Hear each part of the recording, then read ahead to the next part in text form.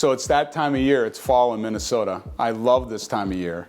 Not only for the leaves falling and the harvest and those type of things, but the fact that we get to give back to our community and help them out.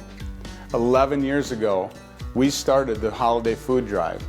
This is a food drive that provides Christmas meals for needy families in Waseca County. And you, as a community, have helped support this. In fact, 52 families last year gave to this program.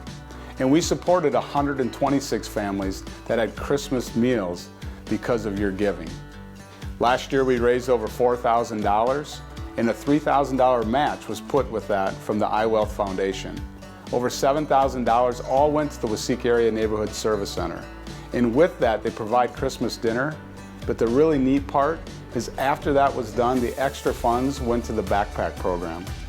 Did you know that 170 students each weekend walk out of school with a backpack with food in it, and you help support that? Same thing for this year. We're going to support and have Christmas dinner and that backpack program.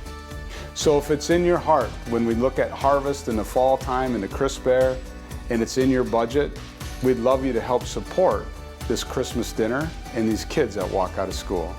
God bless.